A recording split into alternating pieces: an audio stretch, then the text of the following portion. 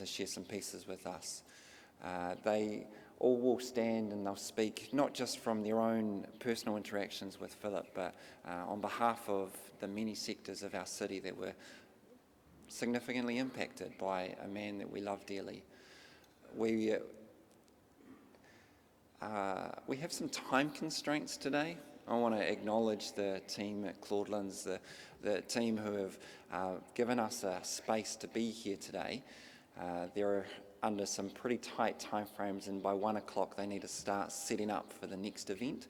And so rather than us having an open mic and all being able to share the stories from the front of the ways that Philip has been so significant to us, we do invite you all to stay for refreshments afterwards. We're going to be up in the upper concourse, and we want to really encourage you to share the stories, to share the moments that have meant that you have come out today to honour Philip. If you need to use bathrooms during the service today, then just out the doors that we kind of came in, there's either top or bottom, you can find bathrooms. There's water both up on the upper concourse. If you need tissues, there's lots of tissues around. Hopefully someone near you will be able to share theirs. In the event of an actual emergency where we've got to get out of the building, the gathering place for us is on the grass, just that side of the building, but our lovely ushers will assist us in kind of getting. Hoki atu ki te kāinga I hanga mo te tangata, moi mai, moi mai, moi mai reo ti tariki. Koutou e hui tahi nei a pupuru ki te Māori, tēnā koutou e te koro matua ānuru ki ngā me mō te kaunihera. Tēnei te mihi atu ki te whānau pani e noho nei. I just want to greet and acknowledge His worship and counsellors, and especially at this time I turn to the family of Philip. It is my pleasure to greet you on this occasion as we remember the wonderful work of Piripi Philip this morning. I acknowledge you once, I acknowledge you twice, I acknowledge you 3 times. Nō reira huri noa I roto I te whare nei koutou e pai nei. Tēnā koutou, tēnā koutou, tēnā koutou. May I conclude with a short himene from the group here. Tēnā koutou.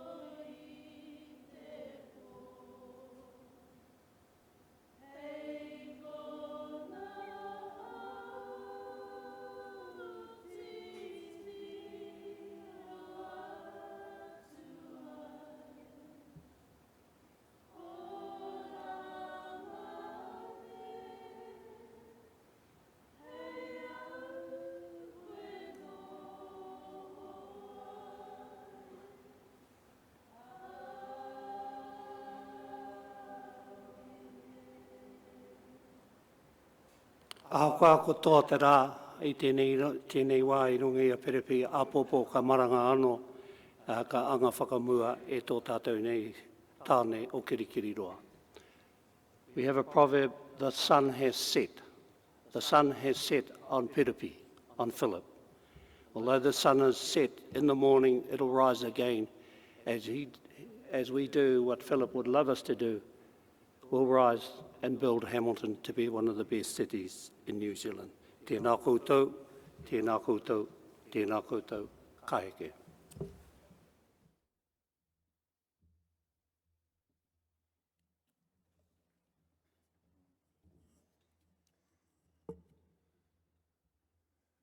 We are gathered here today to remember the positive impact that Philip has had on our worlds, to celebrate the difference that he was able to make. He was an amazing man that gave joy to everyone who interacted with him.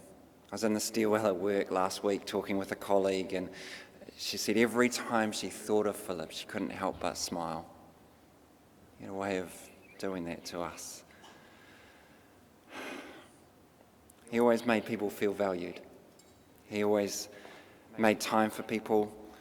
You felt good to be around Philip. He had the X factor, the wow factor. He was able to win people over. I see so much of your dad and you, Jeannie. And a story that Jeannie shared with us a few months ago was of Philip's dad relocating from northern China down to Hong Kong. And I thought about the story so many times, and I see Philip so often in the detail of the story. Philip's dad had survived as a soldier through the Chinese Civil War, through World War II, and in 1950 he decided to make his way into a new world.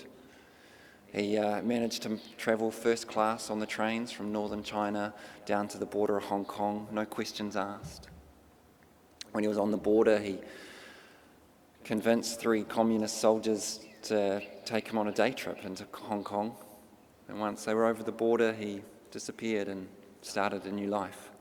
It was there that he met Philip's mum, and by 1956, Philip was born. He was the 3rd child of 5. Philip always believed in hard work. Even when he was a dignitary at our citizenship ceremonies, if there was work to be done, he would roll up his sleeves and do it. As a child, Philip's family was involved in knitting and selling garments, and he would often have to deliver across the city. He always did enough study in the downtime to make it through to the next year. Post-school, he did a little bit of textiles before he decided to retrain in tourism. And I know me and so many others are just so grateful for that decision. It was in the 1-year tourism course that he met Alice, that he met lifelong friends who ultimately had a hand in him coming to Hamilton. Alice and Philip married in January 1985, enjoyed nearly 32 years together, and we acknowledge, Alice, that it's not long enough. Philip was deeply committed to his family, those he loved dearly. The move to Hamilton in 1996 was purely to give space to a life that wasn't just work. He began his career with council in 2001. Next weekend would celebrate 16 years of working for the organisation. I remember when I started as his manager, we looked at his immense hours that he worked attending festivals, events, celebrations. And he was always happy to do it because he knew the value that was in those moments, the value that it spoke to so many people. But he also was happy because it meant that he could take some extended periods of time off work to be with Alice, to do DIY and building of the home. He always had time for people. He was always interested in making the lives of others better. And for that reason, he was appointed a Justice of the Peace in 2007. In 2013, he became the city's first ethnic Chinese elected member when he received the 3rd highest number of votes. He will be remembered as a man of the people who always stayed true to his values and commitments. Philip has made a significant contribution to our lives individually, as wider community, and as the city as a whole. Philip, we remember who you were and what you have done for us. And collectively, we say thank you. I'd love to invite the Hamilton Mandarin Church Choir to come to stage and perform a piece entitled, I Know Who Holds Tomorrow. If you guys could come, it'd be greatly appreciated. The choir knows that the Lord is in control of all stages of our life, and has Philip. They would love to share a song with us that has the message that the Lord holds our tomorrows. Thanks, team.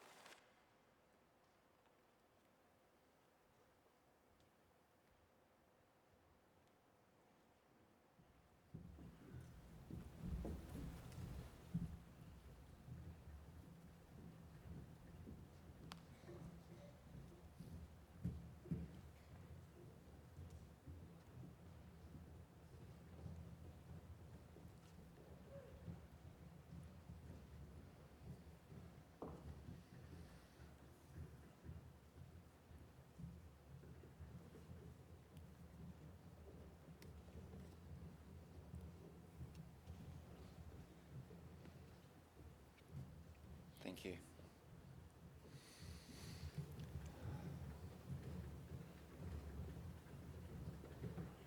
I'd love to give the stage to Jeannie to say a few words on behalf of her and Alice. Come. Yeah. We are yours. Mm-mm.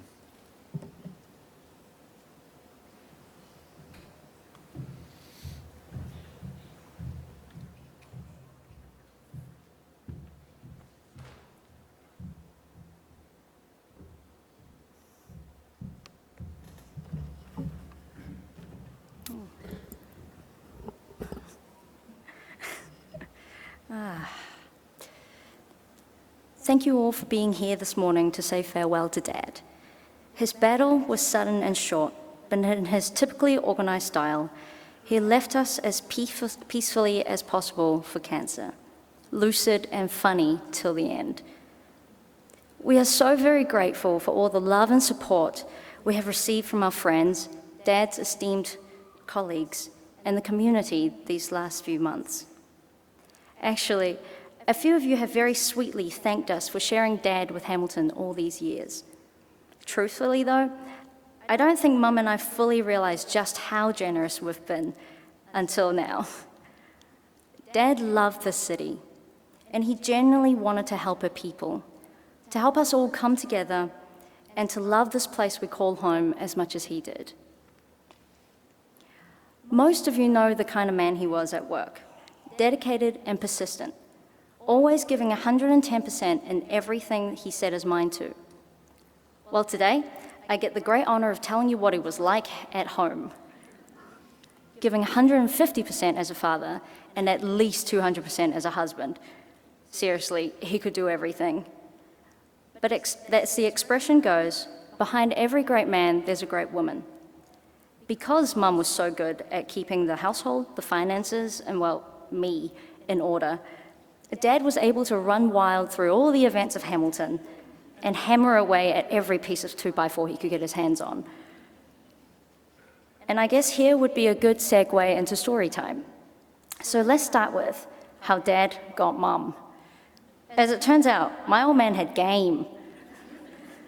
Mum and Dad met during their tourism course in 1979. In Hong Kong, the majority of people take public transport to get anywhere, and both Mum and Dad used to take the bus to get to school. But the two of them lived on different islands.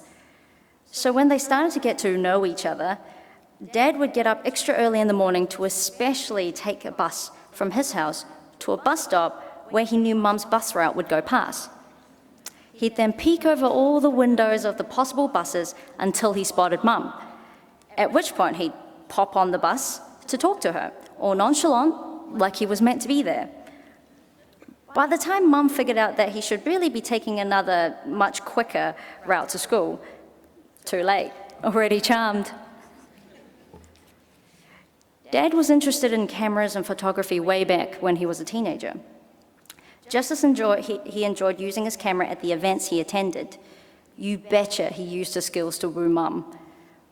Making sure he had his totally in-fashion, soft-focus lens filter on the camera, he would take Mum all over the parks and scenic spots of Hong Kong to practice his portrait-taking skills, with Mum as his perfect subject. So smooth. As a result, we now have albums full of soft-focus photos of the two of them in the cupboard. I scanned a few for your viewing pleasure. See if you can spot them on the slideshow. Enjoy. As some of you have also experienced, uprooting a family completely and immigrating to New Zealand is a monumental and difficult decision. With language and cultural barriers, finding stable work during the first few years was definitely a lot of trial and error for Dad. From being a real estate agent to owning a fish and chip shop and to becoming a translator before he finally landed his position in the council. But through it all, he held on to an infallible belief that as long as we were willing to make some sacrifices, and that if we truly wanted to integrate, to be real Kiwis, we would make it. And boy, did he get into it. For the first time in his life, he had a garage and a garden with a barbecue to play with. We were fortunate enough to have had the best neighbours with our first home. The Smith family really took us under their wing and showed us how to be quintessential Kiwis. From teaching us which mighty river is the longest in New Zealand, to how to attend to our lawns, build our fences and decks, and most notably, even how to reattach one's wife's front bumper back onto her car. They were also the ones that got Dad hooked on project managing his own house builds, or as Mum calls them, his big toys. And that's where Dad really got to create his masterpiece backyards, do all of the designing, woodwork, tiling, shelving, to his handyman's heart's content. During one of Dad's first Kiwi DIY lessons, Uncle Harry asked him to bring out all of his tools so they can start on the fence together. So Dad whipped out this tiny hammer, the only one that he brought with him from Hong Kong, fully intending to use it. Its head is soft metal and barely bigger than a fencing nail. Uncle Harry took one look at it and was like, "What is that supposed to be?" "Oh, no. We'll be upgrading to a big hammer by the end of this." We still remember hearing Uncle Harry say to Dad, "What is this? Ding, ding, ding. Use your wrist." Dad's DIY skills have definitely come a long, long way in 20 years. Dad was, of course, almost the Superman kind of father. He was tall, strong, and could figure out anything. But he was never as gentle with me as he was with Mum, and rightly so. He wanted me to be tougher, more independent, and ready for the realities of this world. And yet, there were definitely times he showed his soft side. When we first arrived in New Zealand, I lost many of my favorite Asian things, like junk food, comics, toys. But one of the most painful losses was definitely my Sailor Moon. It was a Japanese cartoon that aired in the 90s, adored and addictive to masses of little Asian girls. So when New Zealand finally aired an English-dubbed version of the show, Dad took pity on me. Of course, getting up early in the morning really wasn't my thing. So he used to sit down in front of the TV with his breakfast at 7 a.m. every morning and tape the episodes for me. He would even pause the recording when each commercial started and then record again when the commercials ended, which meant he had to watch every minute of the show carefully, and he couldn't even take bathroom breaks. The moral of the story is that he was a ridiculously devoted father to an obviously spoiled princess. But most importantly, yes, Councillor Philip Yeung indeed watched every single super girly episode of Sailor Moon that was ever aired on New Zealand television. He even digitized them for me a decade later, just so I can watch them for the rest of my life. Dad took to fatherhood like he did with all things. Give everything a good go. He was generally a firm believer in the saying, if at first you don't succeed, try again. Until you cut your daughter's ear while trying to give her a mushroom haircut, then you don't try again. Or the first time you take your daughter out for a driving lesson and she backs over the neighbor's sapling.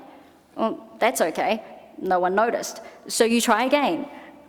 Until you decide to guide her to 5 crossroads and accidentally push a gear stick into neutral in the middle of the busiest roundabout in the city and almost get yourself killed.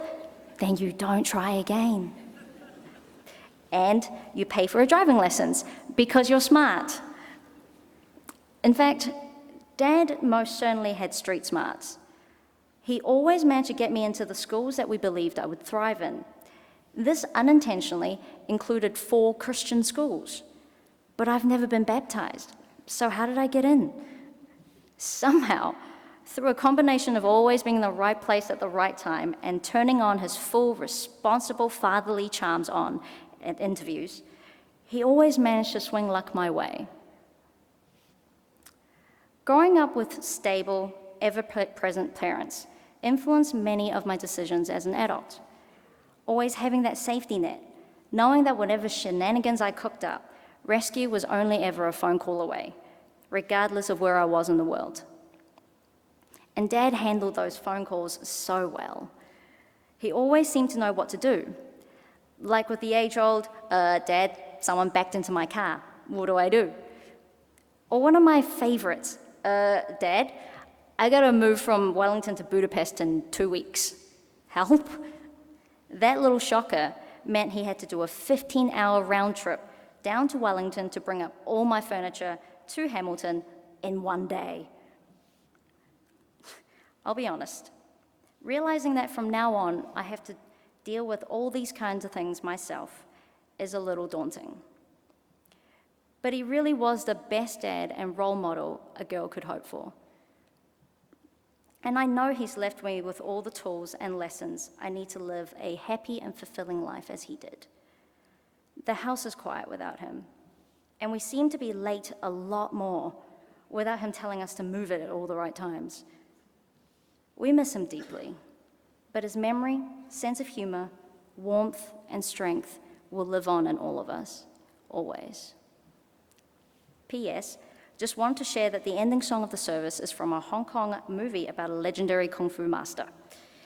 It is also Dad's favorite shower karaoke song. And because it's such an epic song, he used to belt it out at the top of his lungs and be heard throughout the entire house. Figured it is the most appropriate song to send him off with.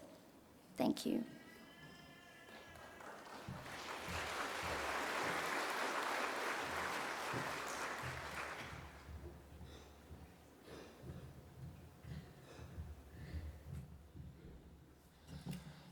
That's awesome.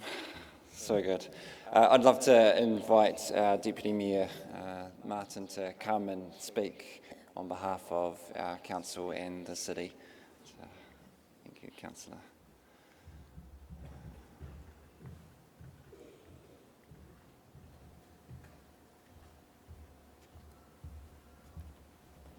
And you'll notice that Andy has put a timer on me, and it is the standing orders of the City Council of 5 minutes. And how on earth do you capture a relationship and a life of the wonderful Philip Yeung in 5 minutes? I'm going to stick to notes, unusually for me personally, because if I don't stick to notes, I will probably lose it. Because obviously today is a day when, for us as colleagues, as friends, the reality suddenly really hits you. I want to say that I have the very personal honour to represent Mayor Andrew, who is accompanying Alice and Jeannie today. And I also want to acknowledge the presence, as I understand is coming, the Dame Susan Devoy. And my role today is to represent councillors past and present.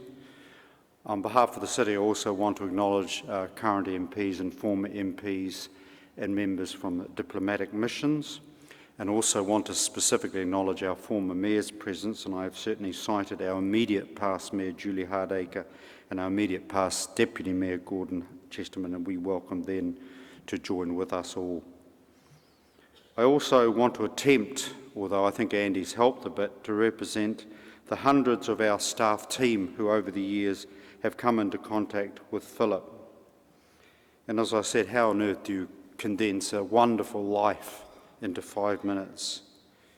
And I'm sure actually each of my colleagues would probably have a different take on Philip, but I think they would have in common much of their admiration. I've known Philip for many years, working alongside him in the community, a trustee and active participant in Community Radio FM, as a JP, where he, as a JP, would mentor new JPs and do a huge amount of work among what we term our ethnic community. I've seen him with massive energy organise such amazing events as the New Zealand Indigo Festival, New Zealand Ethnic Football Tournament. But I want to reflect, if I may, on his journey with Alice and Jeannie when they first arrived here from Hong Kong in 1996. I have, in the last few days, tried to imagine them arriving for the first time at Auckland International Airport, being processed in a long queue of people through customs and immigration, and a whole life and identity that they had in Hong Kong left behind them. and probably at that point known in Hamilton by a very, very few people.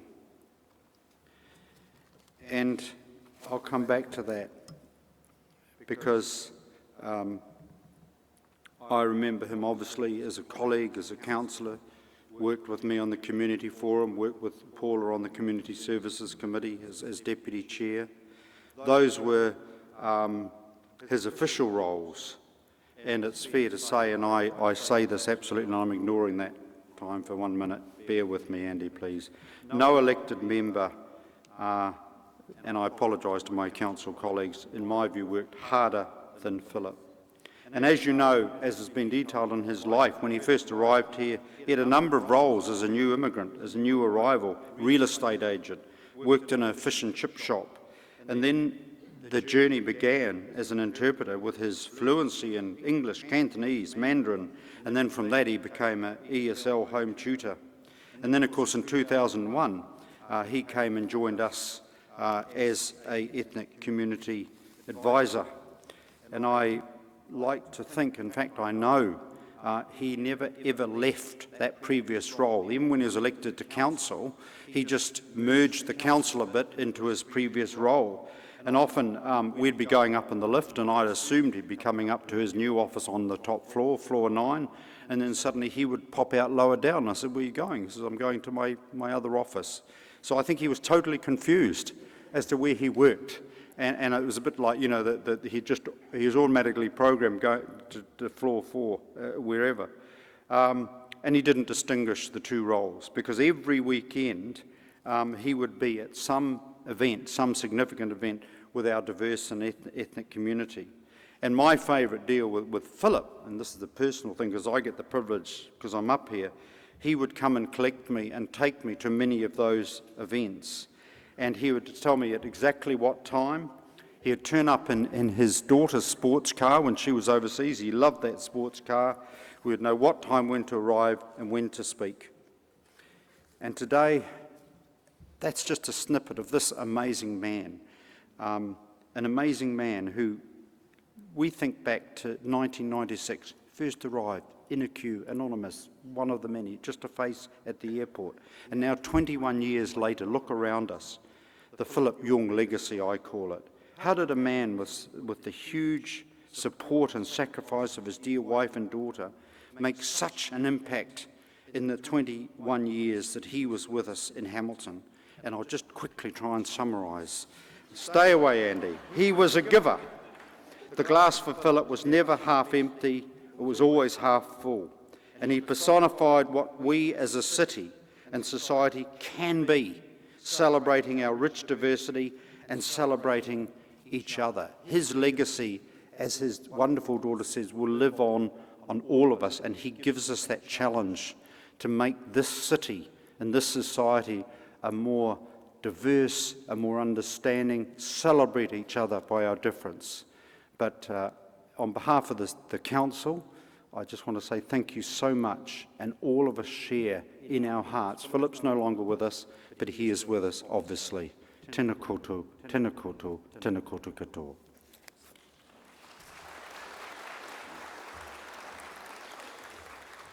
Thank you, Councillor. Very good. I'd love to invite the Honourable David to come and speak as part of our central government partners.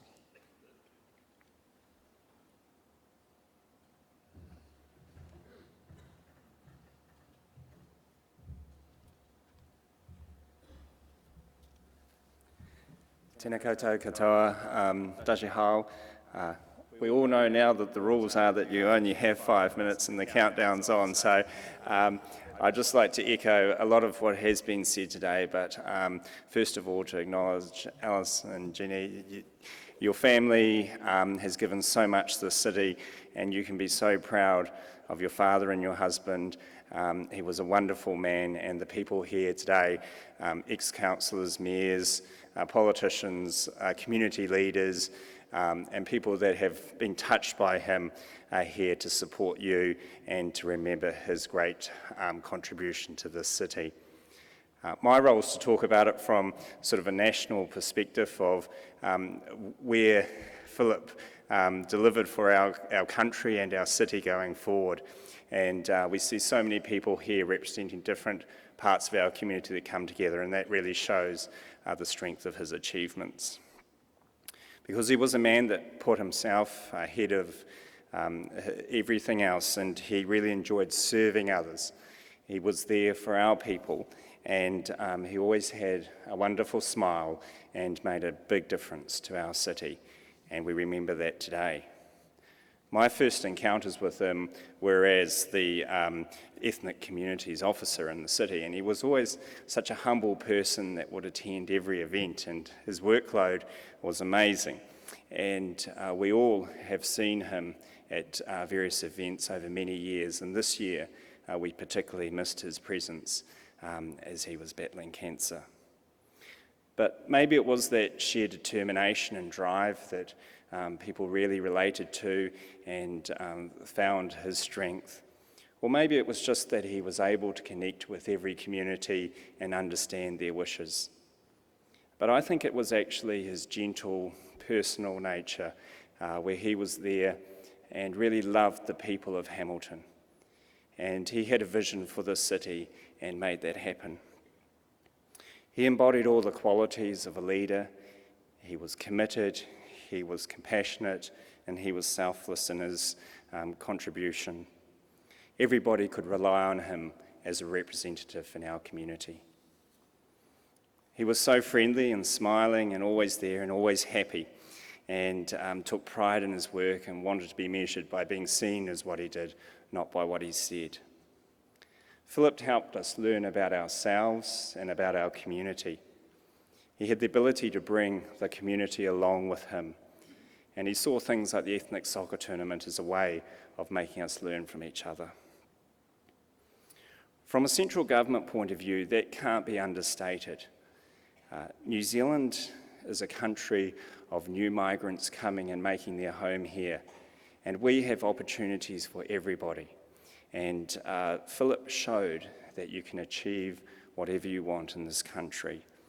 And that's an extremely valuable role for our country going forward, because we need that greater representation and understanding, and Philip delivered that. So he has been influential not just in the Hamilton scene, but nationally as well, as being the first ethnic Chinese member of our council. That is a really important leadership role throughout our country, and we thank him for that service and leadership. There is a Chinese proverb that says, "Jian ren bo zhong, ho ren shou."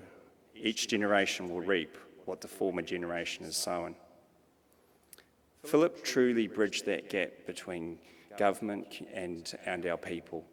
He was there to actually show what a vibrant and diverse city could become. And the harmonious nature that we see in Hamilton today is a huge part and tribute to his work and success. That's the legacy that he will leave for our city going forward. Future generations will reap the rewards of his work. Philip had a strong sense of style as well. He was always dressed immaculately and came along to events in his blazer and black dress short trousers, and was always part of the style of any event, and spoke with such enthusiasm and reinforced the value of a community. And it's the first face many Hamiltonians would have seen when they came to the city was Philip Yeung. I want to also pay special tribute to Alice and Jenny. Tim McIndoe, who my colleague can't be here today as well, wanted to also pass on his regards to you both and to everybody here. When we look at the events he turned up to, he's so proud to have you there, Jenny, taking photos and just enjoying it and getting involved. And Alice, you were both a partnership together at many events, and a memory everybody will share will be seeing you two both smiling at the front row at some event, and that shows your true dedication and his service to the city. So thank you to you both for that. Coming to New Zealand from Hong Kong, Philip knew the struggles of a new migrant, and he overcame these and showed leadership in our city. That's a hugely influential role going forward. He showed we can all work together and achieve more. He proved himself to be an extraordinary servant of Hamilton, and his role for future generations to come will be remembered by all here gathered today. We were lucky to be part of that man and his time as a gentle, kind, happy, and committed leader and friend that left his mark on our city and our country. Thank you, Alice and Jenny.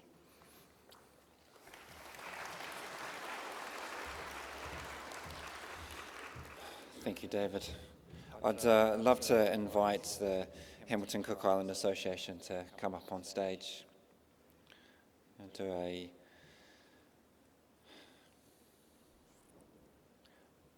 quick presentation in sense of both the Cook Island National Anthem and Kia Rana.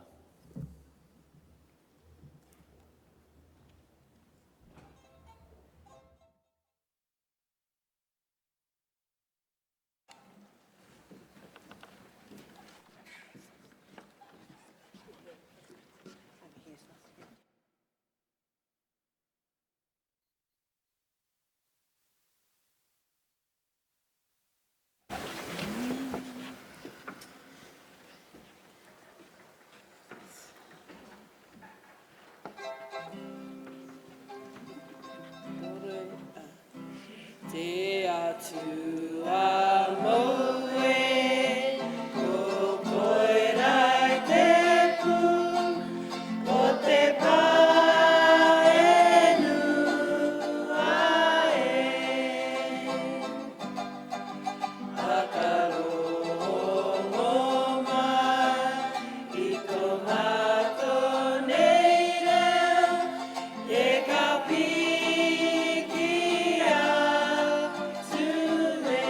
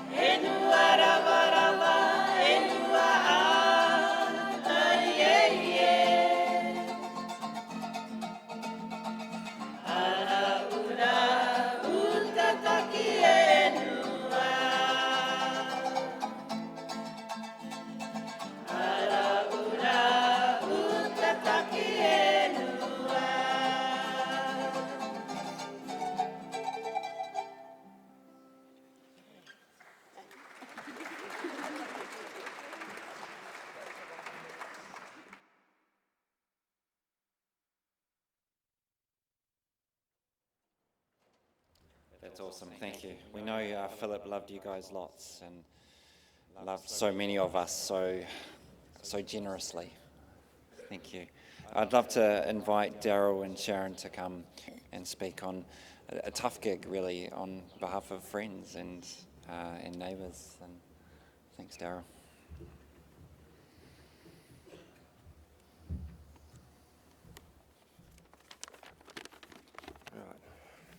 Good morning, all. It's quite a privilege to have been asked to speak on behalf of Jeannie and Alice and Philip on this occasion when we celebrate his life. I first met Philip some 21 years ago. Obviously, it's been said that he immigrated with the family to New Zealand. They moved in next door to my parents. My father had immigrated to New Zealand himself, and the two of them struck off quite a friendship.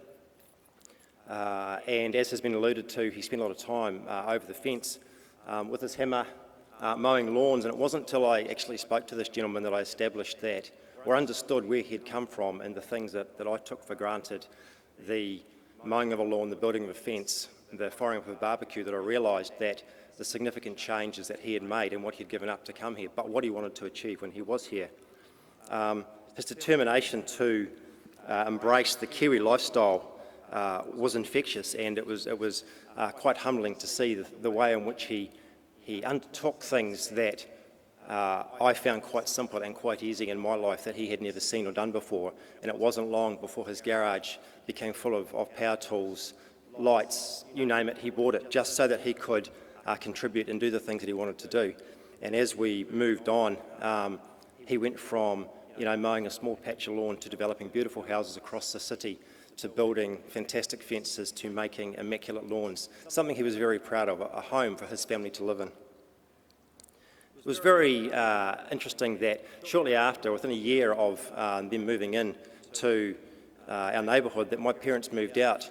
But that relationship was so strong that we have developed into a great extended family, I guess, such that my children refer to Alice and Jenny as their uncle and their aunt, a title that Jenny infers upon my wife and I. We greatly admire Philip for what he's done. It's been alluded to that he came from Hong Kong to New Zealand, and there were some struggles. It's been mentioned he had difficulty finding work. He had to buy his own business to ensure that he could provide for his family. He went into real estate, like a lot of people, and then got out of it. But his move to the ethnic coordinator role was what saw him really start his career. He absolutely loved it. He committed to it. The time and energy he put in was relentless. I remember when he told me he was going to apply for council, I sort of looked at him and was like, why? Why do you want to be a councillor? And this was his way of advancing what he had done in that ethnic role. He could see the opportunity to advance what he had done and improve a lot for the ethnic community. It was a significant, I think, move when I look at the number of us, and I'll talk about me with this, that don't necessarily contribute to our community anywhere near as much as this Chinese immigrant did, who had arrived as our neighbour some 20 years before. Everything Philip did, he excelled at. He became part of our family. He made time for everything. He turned up to my children's birthdays, to their events, to their dance events, to their sporting events, to whatever we were doing. But he always made the time, or always would say, I've got to be somewhere else, whether it be at a civic event, whether it be something for his family or whatever he was doing or what he had planned. I mean, the ceremony today certainly is here to honour Philip, and it's certainly something he deserves, but he's a very humble man and not something that I think he would take lightly. I'm sure that looking down on us, he's very proud of it, but if you tried to acknowledge the work that he had done, he would arguably fob us off or divert the attention away from himself to something else. He always wanted to fit in. He always tried best. He put himself out into the community to be one of us. He liked nothing better than to turn up at home with the barbecue on and have a quiet beer, and if Ella wasn't looking, sneak a sneaky second. Away from the public eye, Philip always made time for his family, and it's attributable to him, to the effort that he put in, such that his family have done so well, his daughter has achieved so well through his efforts, but he was able to give so much in such a short time. I recall I started a demolition project at home earlier this year Philip, first through the door, first through the gate, swinging his hammer ready to go, but I've got to go at 2:30 because I've got a civic event to attend. He just gave his time willingly. When we first heard of his illness, there was nothing to indicate, nothing that I saw. I was speaking to him 2 weeks before. He was still working for the community, still working hard, and the only thing that slowed him down was his illness. Looking back at a shy, unassuming man who moved in next door some 21 years ago, it's an absolute credit and a testament to Philip's compassion and his determination to make a difference to our community and to our city, a true Hamiltonian. Today, Hamilton has lost a great champion. We have lost a wonderful friend and a great member of our family. Thank you.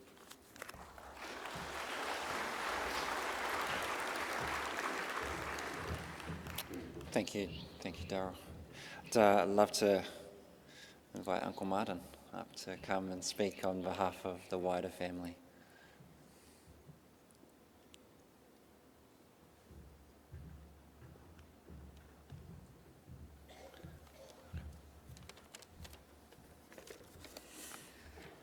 I have the privilege to get to know Philip, Alice, and Ginny back in 1999 when I first came to New Zealand.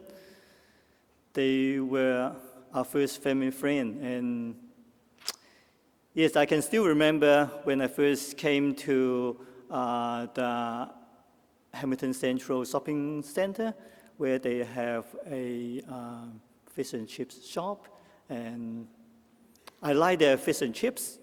It's great. And Philip, even so enthusiastic that he took us to his kitchen, showed us the quality oil and the fish they use to fry the delicious meal. I'm really impressed. And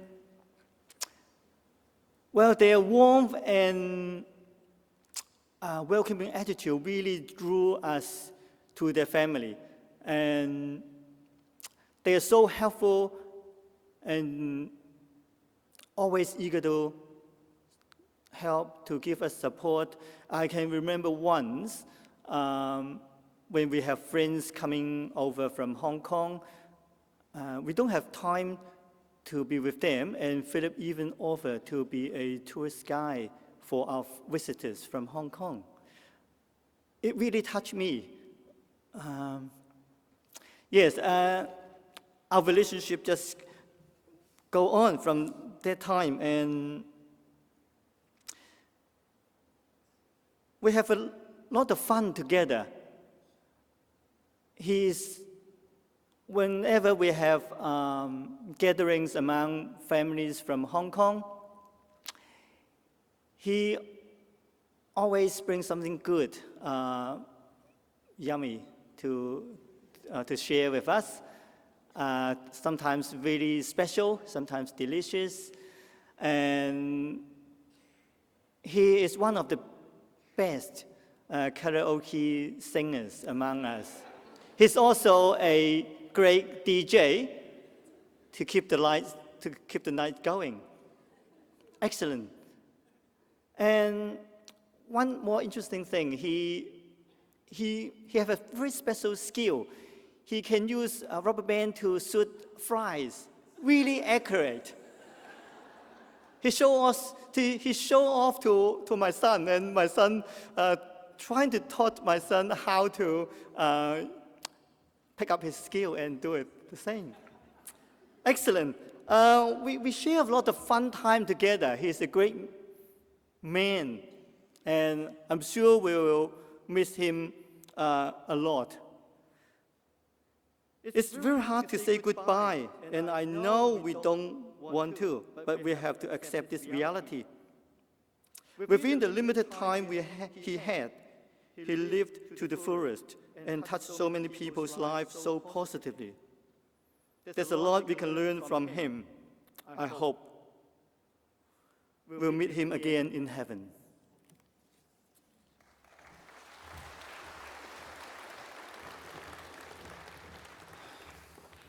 Thank you, Martin.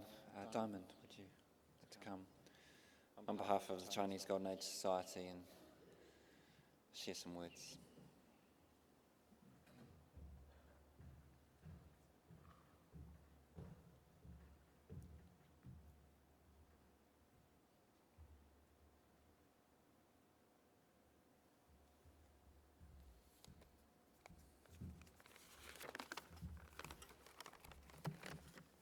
I, on behalf of Hamilton Chinese Golden Age Society, express our sorrowful mourning to our beloved friend, Philip Yeung. When we first heard his passing, we really could hardly believe it would be true. We all fell in deep sorrow. Lots of our members expressed their condolences in our WeChat circle. All what they said are from the bottom of their hearts. Here I selected two. A lady aged over 80 said, now I speak Chinese, 今闻菲利普杨不幸病逝，深表沉痛的哀悼，对其亲属表示亲切慰问。杨先生是晚晴的恩人，为晚晴做出了非凡的贡献，我们永远记得他。杨先生在重病中仍然牵挂着晚晴。我们探望他时，他用微弱的声音询问：“晚晴选举了吗？会长是谁？现在的经济状况如何？”当他得知一切都好时，他开心地笑了，并连连地说：“我放心了，我放心了。”杨先生，我们再也牵不到你热情温暖的双手了，再也看不到您总是亲切微笑的脸，让我们悲痛欲绝。杨先生，你将永远留在我们的记忆中，永远记在我晚晴的史册。杨先生，天路遥远，一路走好。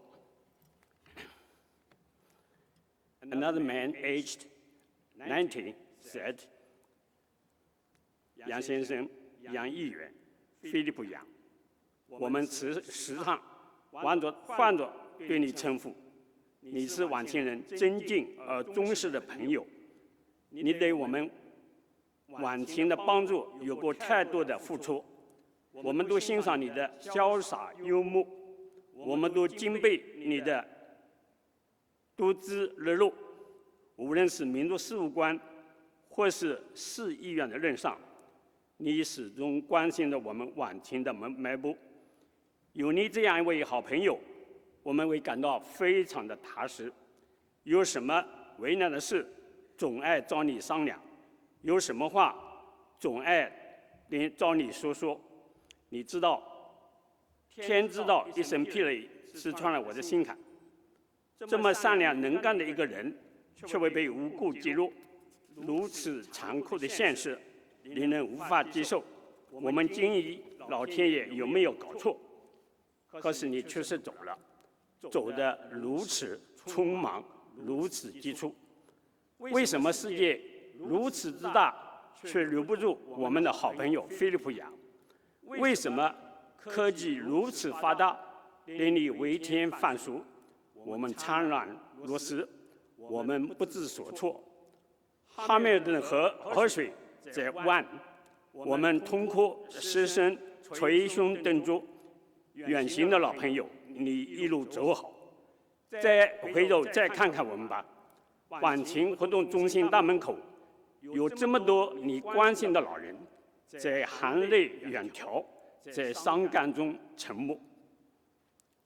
菲利普杨 ，our beloved friend, will remember you forever.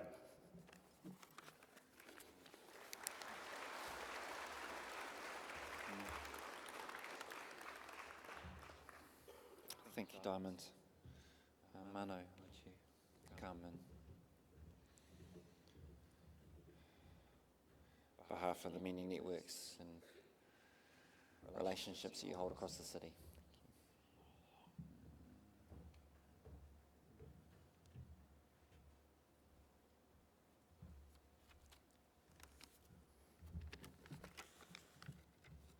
My deepest sympathies to Alice and Janine. Kia ora. Good morning. My name is Manoharan. I'm here to speak on behalf of United Nations Association Waikato branch. Philip, I was one of the panel members to select Philip for the job at City Council as ethnic coordinator. That was about 15 or 16 years ago. And the other panel members are seated somewhere here. Philip came for the interview with 3 other applicants were there, and we selected Philip as a suitable person. And Philip had a big task of organizing the Indigo Festival soon after he was selected. There was a race unity day, marching from Grantham Street up to Founders Theatre, and the MC at the Founders Theatre for a cultural event was former Mayor Margaret Evans, and Philip was able to organize all that within a short period of taking over the job. Later on, he was appointed as Ethnic Development Officer. Those days, we had a settlers directory, which was sold by City Council for 10 cents. It had only 8 pages. Philip made a book of about 48 pages called New Settlers Directory. I told Philip, it's going to cost a lot. He said, no, I'm covering it with the advertisement from the advertisers, so it doesn't cost council a cent. Philip used to organize a listening forum for ethnic communities, and all the previous mayors from Russ Remington, David Braithwaite, Michael Redmond, Bob Simcock, Julie Hardacre, all the mayors had attended these functions. None of the mayors had kept away from attending this and listening to the ethnic communities as what they need in Hamilton. Philip used to attend all the ethnic events after hours, as well as on Saturdays, Sundays. There's no time limit for him. He not only attends and shows his face and walks away, he sits there until the end, and he used to have a meal with all the communities there. And he didn't neglect his family. Sometimes he used to say to me that, Manu, I won't be here this weekend, I'm going to Wellington to pick my daughter. So he used to go to Wellington. And when he became ill and he was admitted to hospital, I had been there practically every day in the hospital during my lunch break. And there are days he used to say to me about his family and things like that. He used to talk to me when the family is not there. And there's 2 taps in Hamilton which is providing fluoride-free water, which was installed because he is the only councillor who voted against it. And previous Mayor Julie Hardacre had installed 1 tap at the back of the Cloudlands where the sports centre is, and the other one in Templeview area. I like to see that stone erected by the side of the tap with Philip's history.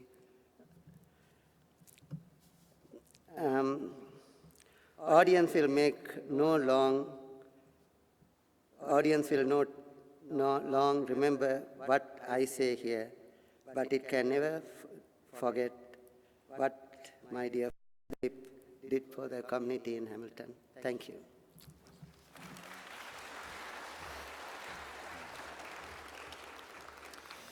Thank you, Manu. Patricia, you come in as our final speaker. I know that you're a dear friend from your role not only in the settlement centre but in all of the activities. So thank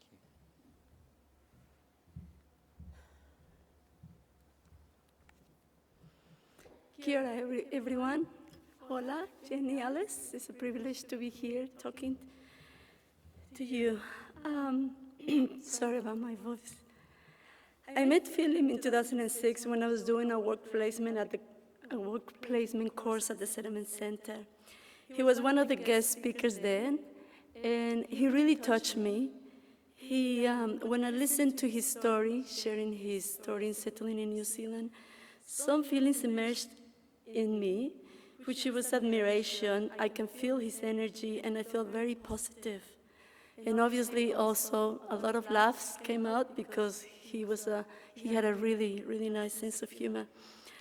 Some of the things that stayed with me from his presentations were to hold on to my roots, be proud of my heritage, share my culture and my language, be a good citizen in New Zealand, and everything will be okay. To hear that was very uplifting for me then. It gave me the confidence to look for employment and start knocking doors. As you may know, I didn't have to knock too far, as when I finished the course, I started working at the settlement center. I was trying to understand then what Philip's role was at the council, but it became clear to me after I started working at the center, and that's when I learned into how much input he put into the interpreting services in 1999, and then to help establish the Hamilton Multicultural Services Trust in 2001 with the support of many other organizations. I started to see Philip more often at the center, as he would come to the meetings and gatherings at least 2 or 3 times a week. He used to say that that was his other office. He would meet with many stakeholders, government agencies, service providers, and many ethnic community representatives there. He was great at communicating and always took notes to pass on to council. He will walk from council to the center and back, always timing himself and always trying to make a new record. Patricia, I did certain minutes, 15 minutes. Tomorrow I'm gonna do 12. Philip always had a friendly manner, would give you a hand or two if you need it. He was a gentle and thoughtful man. He would treat everyone as equal and with respect, no matter what position, background, or ethnicity. He was humble and honest, with a caring heart, always thinking of others. He could relate to people easily, as he was a very good listener. He had a very compassionate heart. I was honored to have worked with Philip in many community events and projects. From 2008, we started working in the New Zealand Ethnic Football Festival, which was one of his babies, as he funded it and supported it from 1999. He enjoyed bringing people together, he liked to do things right, and he was very punctual. Another of his babies was the Indigo Festival, where he loved to work with ethnic communities organizing the parade on Victoria Street. That was the time when he called my baby the Indigo Child, as I gave birth to my son a week after the 2010 Indigo Festival. And it was really, one of the things that really stayed with me is that he will say, come to Uncle Philip, and that was for me very thoughtful, because not having family here in New Zealand, it really touched my heart, so I really brought him into my family, and I really care for him a lot.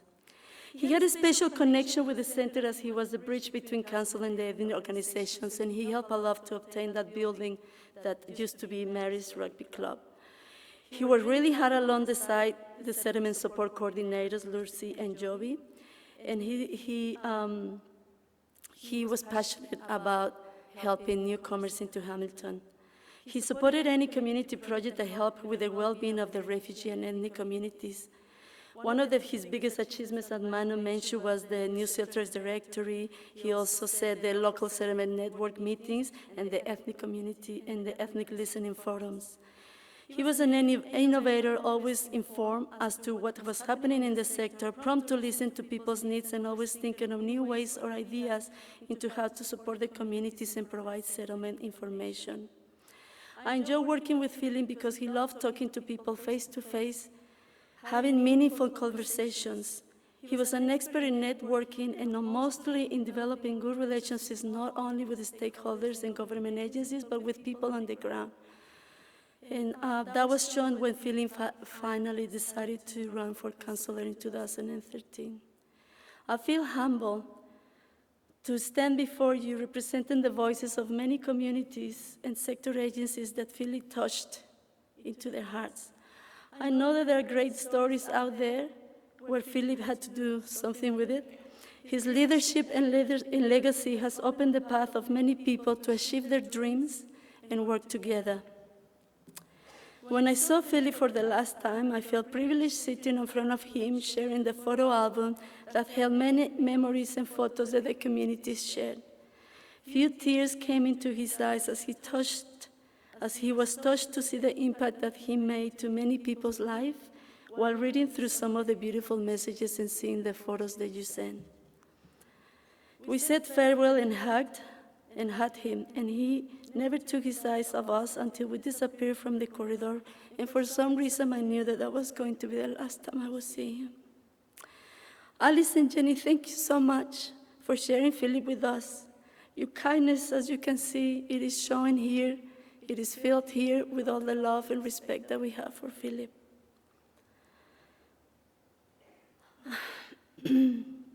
Philip, you will always be in our hearts.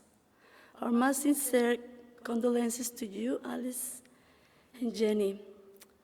And I just want to say that when someone you love becomes a memory, the memory becomes a treasure. Thank you very much. Thank you.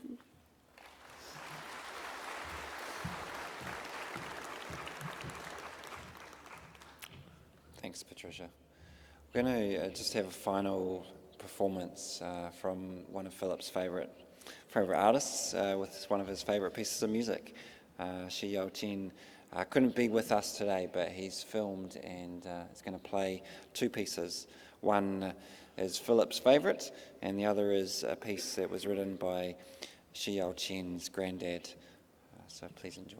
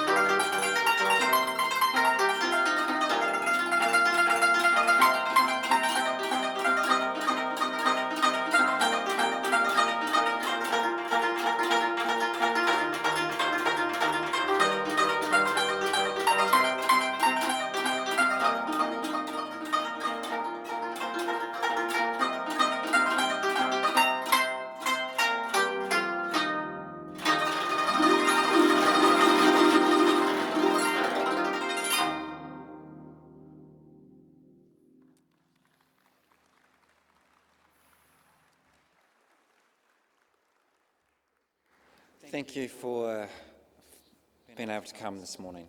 Thank you for taking the time to mark this moment. I encourage us all to stick around. There's going to be refreshments up in the top concourse, and gather with others and share stories and remember what it is that made Philip so special to us individually. And I do just want to acknowledge everyone who's spoken today for sharing insights and helping us all to see different bits of a man that we consider so significant to who we are and has been so important to us along our path and our journey. So thank you. Tame, would you be able to come and please close the formal part and bless the food. And then I'm going to invite, once Tame's finished, everyone to stand, and Alice and Jenny will come and they'll exit first to Philip's favourite shower song, and then we'll all be able to go out and gather as well. Kia ora.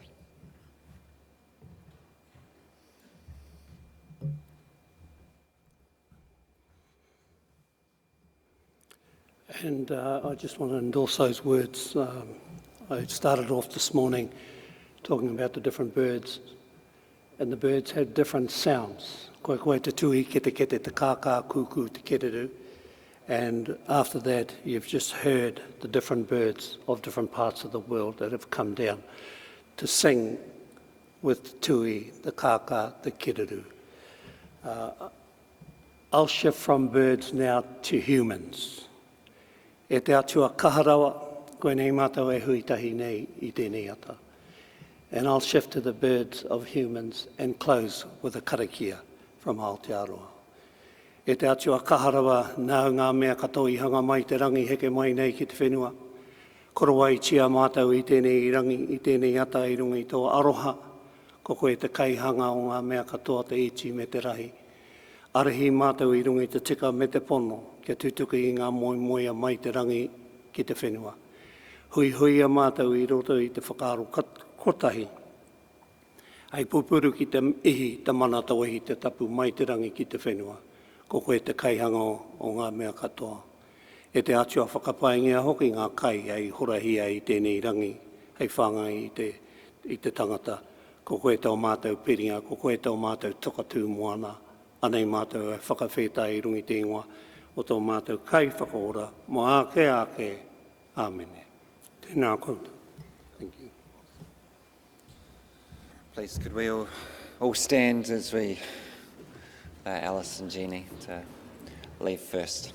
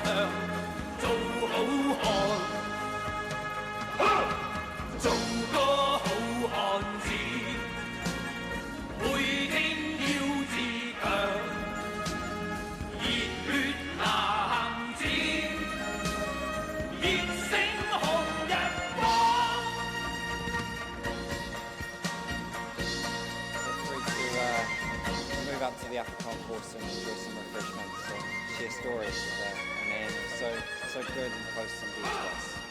Kia ora whānau.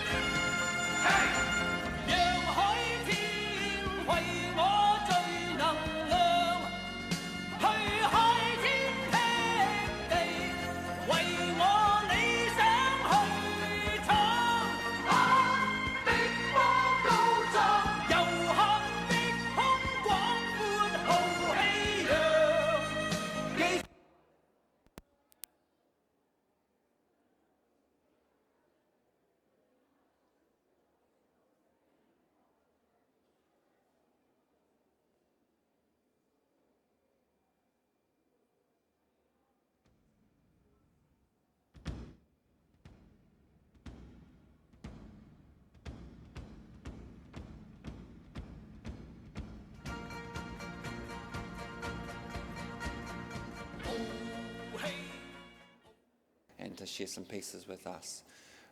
They all will stand and they'll speak not just from their own personal interactions with Philip, but on behalf of the many sectors of our city that were significantly impacted by a man that we love dearly. We have some time constraints today. I want to acknowledge the team at Claudelands, the team who have given us a space to be here today. They're under some pretty tight timeframes, and by 1 o'clock they need to start setting up for the next event. And so rather than us having an open mic and all being able to share the stories from the front of the ways that Philip has been so significant to us, we do invite you all to stay for refreshments afterwards. We're going to be up in the upper concourse, and we're going to really encourage you to share the stories, to share the moments that have meant that you have come out today to honour Philip. If you need to use bathrooms during the service today, then just out the doors that we kind of came in, there's either top or bottom, you can find bathrooms. There's water both up on the upper concourse. If you need tissues, there's lots of tissues around. Hopefully someone near you will be able to share theirs. In the event of an actual emergency where we've got to get out of the building, the gathering place for us is on the grass, just that side of the building, but our lovely ushers will assist us in kind of Hoki atu koe ki ngā mātua ki o tūpuna e Piripi. Hoki atu ki te kāinga I hanga mo te tangata, moi mai, moi mai, moi mai reo ti tariki. Koutou e hui tahi nei e pupuru ki te Māori, tēnā koutou e te koro matua ānuru ki ngā me mō te kaunihera. Tēnei te mihi atu ki te whānau pani e noho nei. I just want to greet and acknowledge His worship and councillors, and especially at this time I turn to the family of Philip. It is my pleasure to greet you on this occasion as we remember the wonderful work of Piripi Philip this morning. I acknowledge you once, I acknowledge you twice, I acknowledge you 3 times. Nō reira huri noa I roto I te whare nei koutou e pai nei.